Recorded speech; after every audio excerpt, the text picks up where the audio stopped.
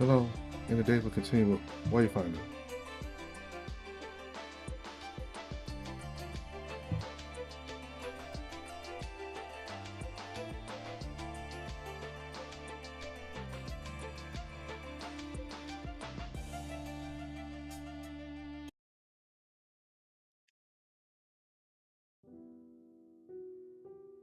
The history lesson then. Skull and his brother Hati, and the great wolves from whom the three of our bloodlines hail. Skull has two separate bloodlines, and Hati has a single lineage. The families generally work the same way. Two siblings with the oldest having children to carry on the legacy, ruling, and maintaining the prosperity of the Ironwood. Any further siblings are trained for roles within the community, and any children they bear are typically considered in direct lines. But wait, then how are there two skull lines? One of Arkin's ancestors was the older brother of a set of twins, but decided to run away from home and mate for love. He was ostracized and disowned from the great chief's family at the time. The younger brother, Gerald's ancestor, then took the role of great chief. Since Arkin's ancestor was no longer on the main skull line, his descendants had no claim to the seat, but it's since been recognized that his line should have been eligible.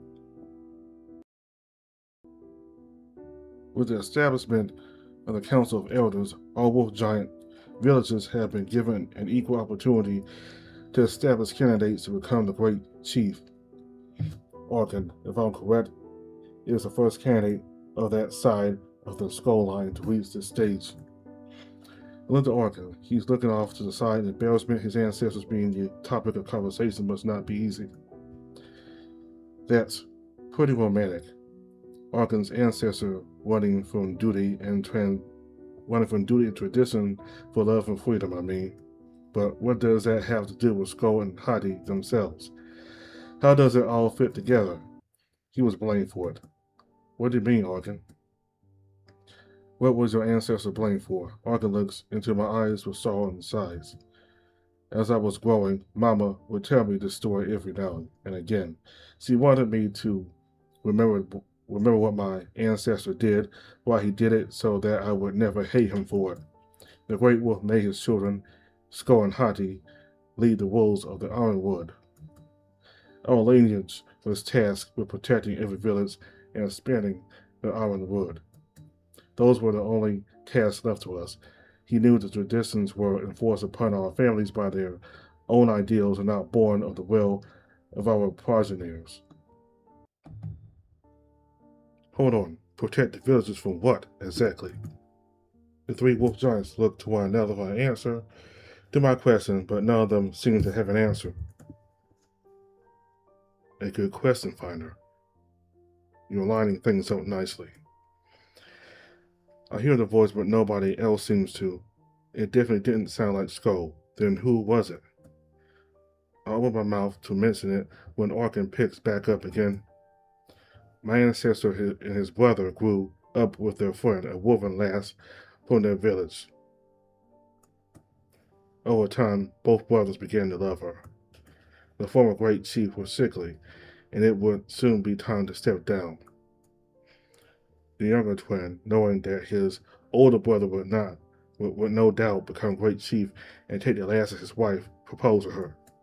Although she did not love him, she was forced to accept his offer of courtship by her parents, who he had bribed. However, in secret, the girl loved my ancestor, and the two planned to escape. In doing so, the pair became scapegoats for the entire skull line. All the terrible things that happened after were blamed on them for breaking tradition. That's how the vessel line was formed.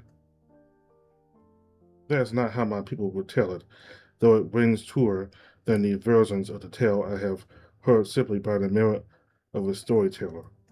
I do not trust my family to tell versions of events are marred by some lie here and there to save face. It cannot have been an easy path, and I apologize for the harm my lineage has done to you and yours. Arkin smiles softly at Gerald and nods. I thank you, friend. You're much unlike your family, and I'm grateful for that. Zero smiles as well. Arkin, what exactly happened after your ancestors left? Why were they ostracized so harshly? I get that he stole the bride or whatever, but that can't be it, can it? Was Zero's ancestor really that vengeful? You said he was blamed for something, was it that?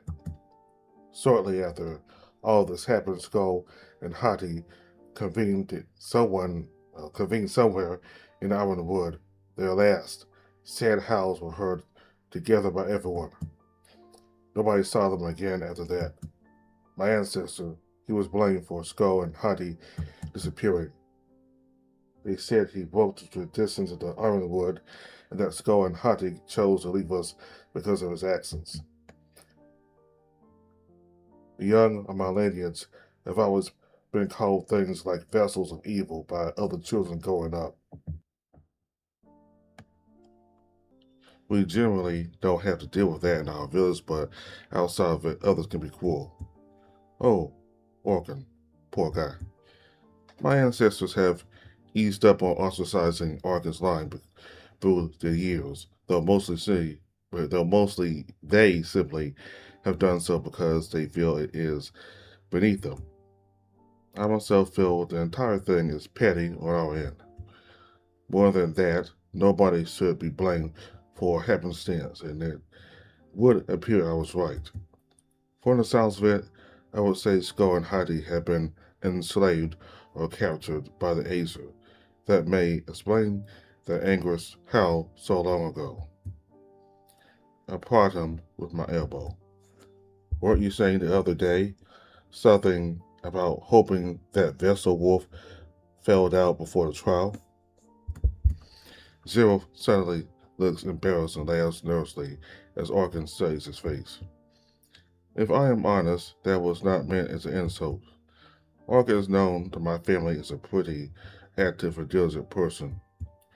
Even I hear tales of his deeds to help his village from my tower. I was hoping I would not have the competition, although now I'm glad he's here. Arkin laughs at this and pats Zero on the back. I see you were worried we'd have to wrestle. Sure. Still, if your theory holds any water, I think we should look into these Acer. If they have captured Skull and Hati for some reason, we need to figure it out and free them. Maybe doing so will help us determine which of you should be the great chief. Well, you still only have half of the story here. Back to Skull and Hati themselves, the two were known to bicker about what they wanted to focus on for the Ironwood. Hati wanted to expand outside the Ironwood, while Skull wanted to keep the Ironwood contained with itself to protect every village. Zero scoffs and glares daggers at Bjorn. He also drops a formal charade, and I can tell he's getting pretty upset. That's rich. Hey, Arkin, does your village feel very protected to you? There didn't seem to be much help from the great chief after the blight did there. Bjorn tenses up. What is Zero getting at? Ideally, the great chief will focus on both of these desires. I know things aren't so great everywhere, but when I'm great chief, I intend to pull the wolves back from the expedition to protect the villages, using funds properly and ensuring. Argin's arms wrap around my shoulder, and I look up to see his worried gaze. Cheryl cuts him off after hearing just a few seconds, clearly not intending to listen to Bjorn, as his anger seems to have a hold on him. Will you become a great chief? It's because of two generations of Hati wolves upholding one of our traditional ideals and ignoring the other that all of the healthy and able wolf giants were sent off to distant corners of the world.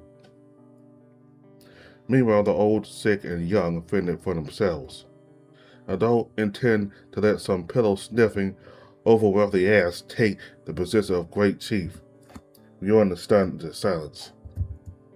If we're speaking candidly, the reason Arkin is the first candidate from the vessel line, and as long as it's been is, at least I've theorized and many agree.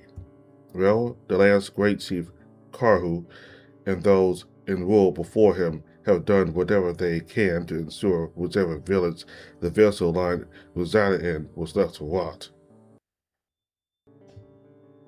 Bjorn looks in shock, looking perplexed by what Gerald had just said. I want to jump in and defuse the situation, but I'm not exactly equipped well enough to dispute anything. And what exactly are you doing to help? As far as I've heard, you're tucked away nice and safely in your tower waiting for your prince to save you. The argument between them continues on as I'm forced to watch them bicker back and forth, an insult here and near. Am I in over my head here? Can I really help these wolf giants? Will you both please settle down? This isn't the time and place to fight, and you're upsetting. You ought to be happy someone's standing up to these haughty bastards for you, Arkin. If it goes on much longer, you'll hardly have a village protected at all. Bjorn stops himself from saying what he was about to say and looks at Arkin in surprise. What does he mean, Arkin? Arkin looks taken aback and then goes quiet as a somber look overtakes him. Villages like Arkin's were left to rot because there weren't any healthy or able-bodied adults to join the expedition in the first place. Your thrice damned uncle was only sending recovery to villages that could offer at least a few. It's quite frankly a miracle any one of Arkin's stature has grown from the festering villages left in Karhu's wake.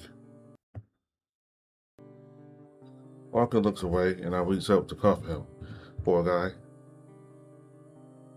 I'm the only wolf in my village who was picked as a candidate. All the other wolves are much too old or have children to care for. Most are sick have already. He doesn't need to finish the sentence. I run my hand up his shoulder and pat his back. What a miserable thing to know, to have to live with, knowing you can help and feeling hesitant to, still after hearing this. If I can help these wolf giants in any way, shouldn't I? Why am I so scared and hesitant to try? It's because I think I'll fail. Can I really make things much worse than they are? Zero joins me in comforting Arkin and stares daggers at Bjorn again. We'll have to stick together, friend. And skull wolves. Hardy wolves just can't change. Bjorn's ears fall back and he walks away, but not before giving Arkin one last look. That look in his eyes is one I know well. The look of guilt. Not like being caught red-handed, but more like self-blame. The look of a man who is powerless to stop the worst of all things, but still hopes he can help. Hope which is sadder when it is not enough. It's one I've worn many times, but right now, it's the one I needed to see to spur me into action. Bjorn is walking around and Ben in the walkway out of sight. Look at Jeff and practically growl. You're acting like such an asshole. The silver-maned wolf looks to me in confusion, then folds his arms across his chest, which he is puffing out defiantly. I am the asshole? Were you not listening to that pompous spoiled brat? The nerve. I laugh at his audacity. You were the one who wasn't listening. If you had, you might have heard him practically agreeing with you on some points. Why were you even arguing in the first place? He looks even more confused now, unfolding his arms a bit and turning his head away. He would say anything to sound like a better candidate. Do not trust him nor his ilk so readily. I feel like slapping Gerald by refraining if only to save Arkin further stress. Bjorn said he felt there was too much expansion of the wolf giant's territories and not enough of a focus on protection. He said earlier to me that the wealth is supposed to be used to help the villagers and he wants to ensure it is used that way. You might not be able to trust words, but I can trust his feelings, his intentions. I know what he says is genuine. Right, a regular empath now, weren't you? I glower at him. You three sought me out, Jerwolf, not the other way around. Or do you not trust me now, too? Brian was already feeling guilty enough about how his uncle led your people, isolating him with that bloodline shit. You're being cruel. This seems to resonate with him as his expression softens.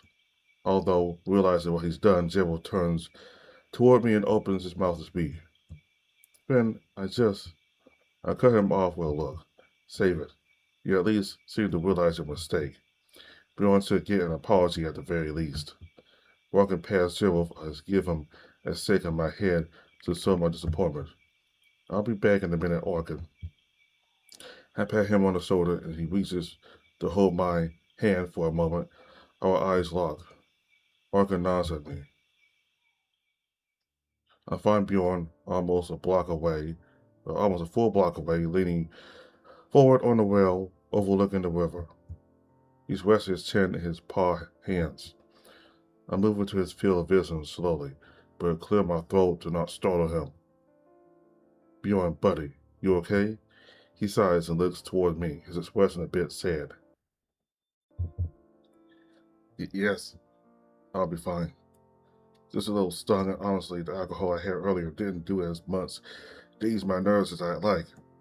I placed a hand on his shoulder to comfort him. Whoa, but you had so many shots. I know you're big, but how much does it take to slow you down, Bjorn? I pat him on the head softly, and I see him smirk as he looks over to me. I'm not just a behemoth, Finn. It takes a lot to stop me when I get started. Bjorn winks at me, and I blush. Is he implying? No, couldn't be. He walks across the walkway to a bench resting just in front of a brick wall that looks like it's still being built. Patting his seat next to him, Bjorn signals for me to join him. I smile and sit next to him on the bench. We watch the river for a few moments. I can feel people or someone watching. It doesn't matter now. Well, it doesn't matter now, though. Fuck him.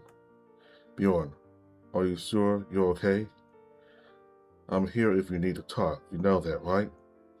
Bjorn smiles at me and nods. I'm okay, I promise. Thank you, Finn. I lean in and nudge my shoulder against him, and he looks down at me, smiling. You cold? I left my jacket at the bar, and I remember you were shivering earlier. I could be warmer, but being next to you is helping a lot. He smiles. His arm lifts over my head as he wraps it around me. I'm pulled in closer, and I can feel his heat wash over me. Whoa, you bold tonight, Bjorn. Not that I mind being, handled. Oh, want me to hold you proper? He smiles all, and our eyes lock, lingering there. But something is wrong. Something wants to kill you. I furrow my brow and pull away a bit. Oh, I shouldn't have suggested that so fast, should I? No, it's not Bjorn. I instinctively reach next to me, placing a hand on a brick on the partially built wall. Bjorn looks confused and a bit shocked at first, then his ears twitch and he looks the other way. I hear him growl and move, his arm pinning me back as I turn. No, you don't. In a flash, some shadowy figure is upon us, wielding a large dagger and striking toward me, though Bjorn stops it with his own arms. He's not just taking it outright, though. Some glowing shape emanates from his forearm. It looks like a bear claw. The figure looks like it's trying to readjust to strike again, and I reel my hand back. I throw the brick I was holding at the figure's hand, striking it directly. There's a blunt, pain sound as the figure drops the dagger and backs away. Bjorn growls and follows up with a standing kick, like an action hero breaking down a door. The vicar flies back, smacking into the well. In less than a second, a flash of green strikes the shape, launching it over the well. A golden javelin strikes the well, just as the figure catches it, loosening its grip and sending it churling into the water below. I turn to Bjorn. Sit, are you okay? You took that dagger to your arm. Bjorn tilts an ear and nods. Just a scratch. Nothing some minor healing won't fix. He's holding his arm and blood is trickling through the gaps of his fingers. I look around about the colorful Arkin and Gerald, but they're upon us in seconds. Then, Bjorn, are you both alright? We heard Bjorn shout. We pushed that saddlery thing into the river. Was that some kind of mugger, or I know the truth, I just don't want to admit it. Arkin doesn't hold any punches. That's probably the killer your mom warned us about.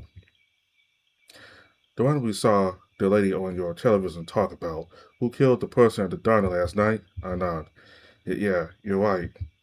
He was trying to get me. I look to Bjorn, currently having his arm bandaged up by Arkin, who lives a hand close to the wound. With a strange green glow, Bjorn's arms start bleeding. Zero looks to Bjorn, then turns and looks at me. I look down and then back to him. Go on, if you're ready. Zero nods. He approaches Bjorn, who cautiously addresses the silver-furred wolf. Oh, you're here. What is it? Zero shuffles anxiously, and I can see his tail pointing straight down. Bjorn. I came to apologize. He looks at Bjorn and then me and back to Bjorn. I put your life on the line to protect Finn. You put your life on the line to protect Finn. Bjorn, I was so wrong about you. I'm so deeply sorry for what I said. Zero rubs one arm and looks down, then back to Bjorn. While I may not hold your family in the highest regard, I shouldn't judge your character based on their actions. I should get to know you, and I would like to, if you'll give me the chance. I realize Zero's eased up on a formal speech and has let himself appear vulnerable to Bjorn. The bespectacled wolf seems to ponder Zero's apology for a moment, then smiles. Well, I won't say I can blame you, or anyone for that matter. I agree that what my family has done is all but noble. Please, Zero, if you would learn anything about me, is this. I only wish to make a better future for our people, all of them. If I don't end up leading our people, I'll do my damn hardest to help whoever does. Gerald nods and smiles. I can agree to that. You three shouldn't treat this as a competition. Regardless of who ends up leading the Ironwood, you three have been brought together to find me with the very same goal. Bjorn moves away from the bench, then hugs Gerald tightly, which throws me off. It looks so warm.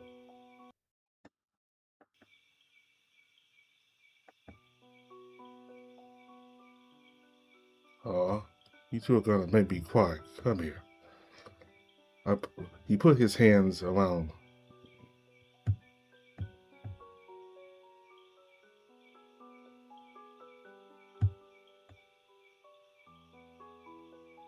Arkin laughs and approaches him.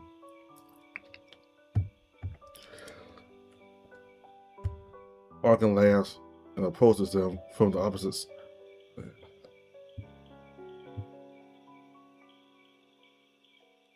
Arkin laughs and approaches them from the opposite side. Arkin laughs and approaches them from the side opposite me. You two are gonna make me cry. Come here. He puts his arms around them, both of them, and the three wolf giants hug one another. I want to join, but I'm certain the bones in my body have a weight limit. I resign myself to just smiling and patting their shoulders while standing next to the furry mountain. We'll be like one big happy family in no time. Seeing these three like this, I can't help but to think about which of them will ultimately become the great wolf, will become the great chief. He's saying great wolf chief for some reason. More than that, my mind is brought back to Skull and Hadi. I don't know much about them at all, and my wolves don't seem to have much to go on either. Where is their father? Another good question, Finder. However, there is another question, not unlike that one, that you must find the answer to. I feel my stomach drop. That voice again. It definitely isn't Skull's. It's sinister, a bit scary, and definitely darker. I open my phone, texting my mom back. I get a strange feeling as I think on the voice's words for a second. I realize there's a piece of the puzzle I don't have that may help me find some of the other pieces. A question I must find the answer to, similar to my former question. That seems too obvious, and yet it's genius. I whisper to myself as the three wolf giants laugh amongst themselves. Who was their mother? You've unlocked bonus content in the extra content menu. Check it out in the main menu.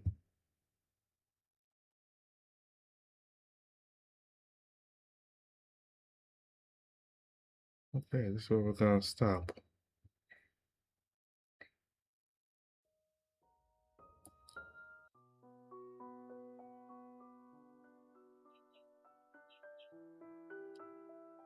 Alright, so I don't know who that voice is. Before Finn described it as being sinister, I'm thinking it might have been Hati. But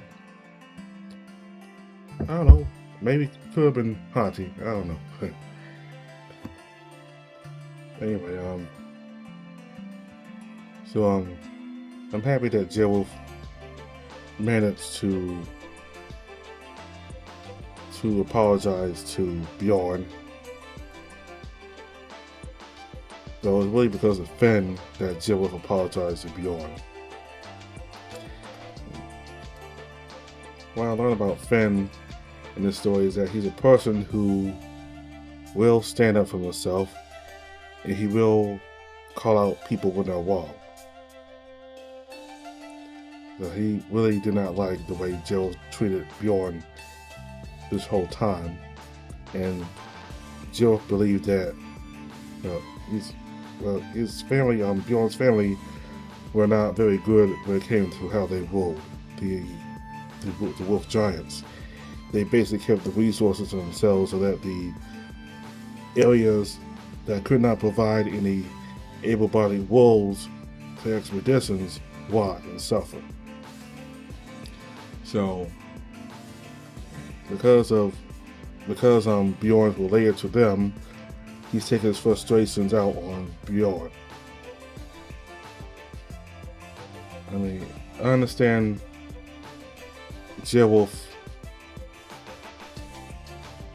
his frustrations, but I don't think he shouldn't have gotten angry at Bjorn for what his family did. I mean, yeah, he's related to them. His family did all those stuff, all that unfair stuff, but those are stuff that his family did, not Bjorn personally.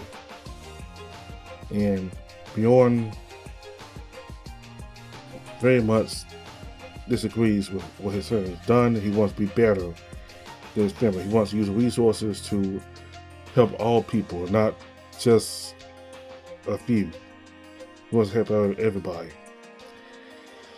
Now, earlier in the story, I think he talked about him having a brother named Jane, and he very much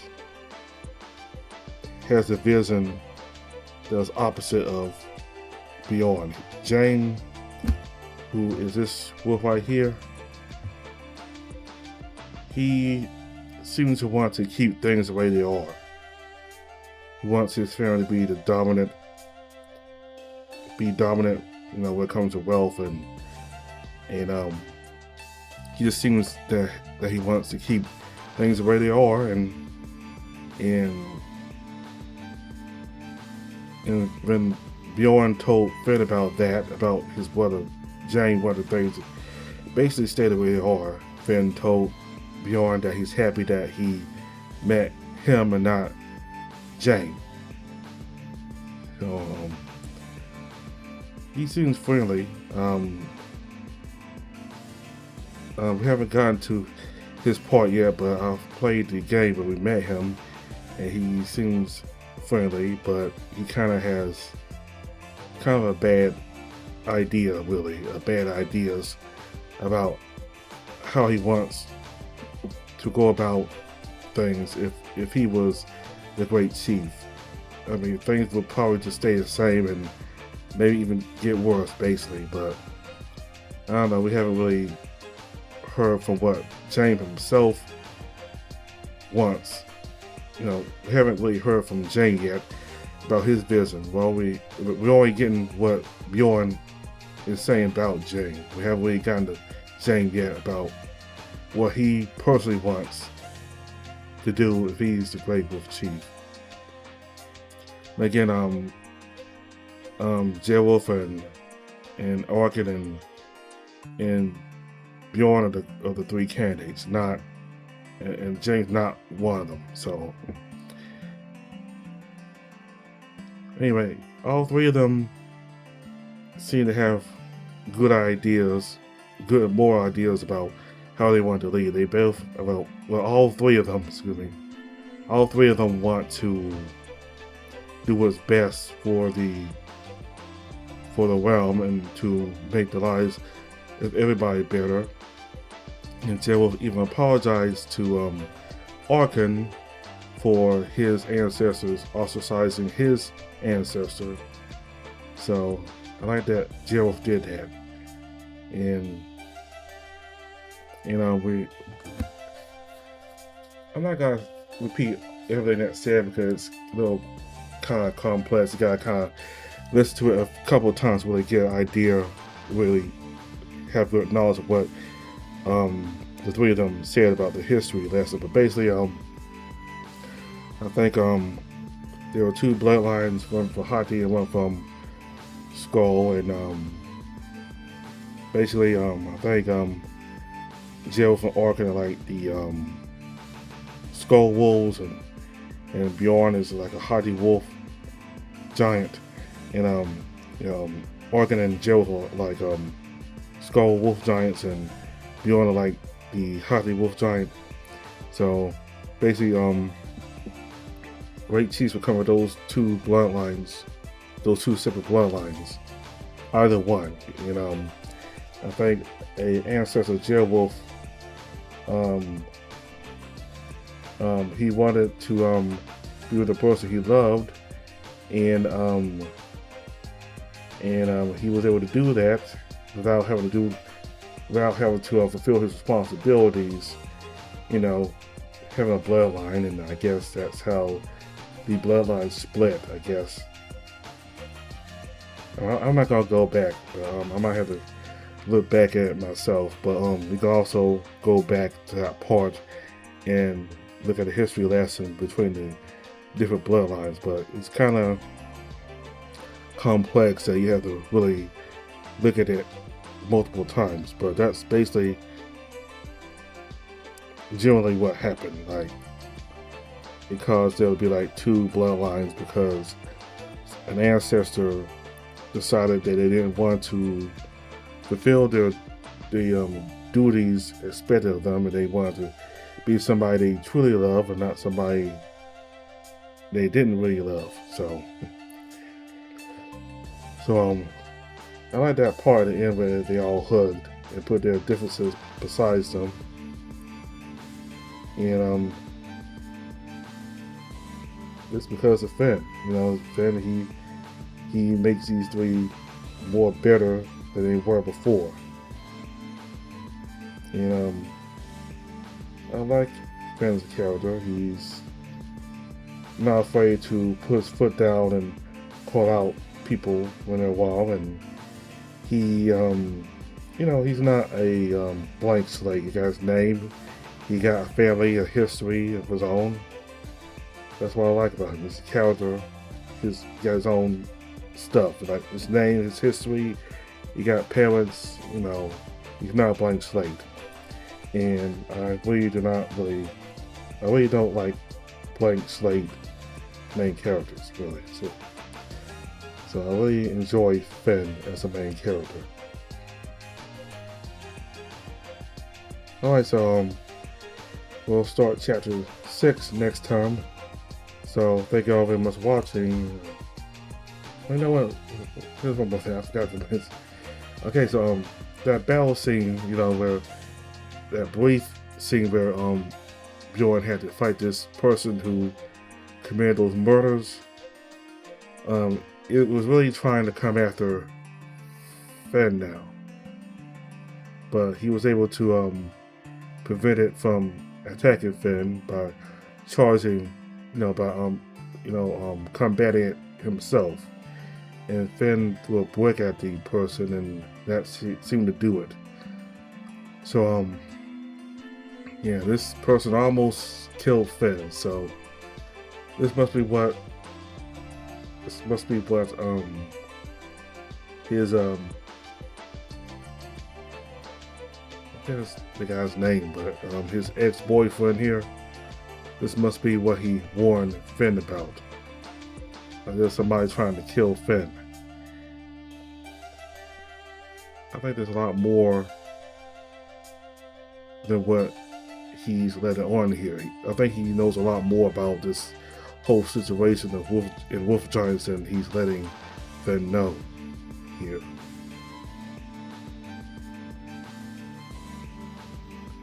Alright, so we'll start chapter 6 next time. Thank you all very much for watching. Goodbye.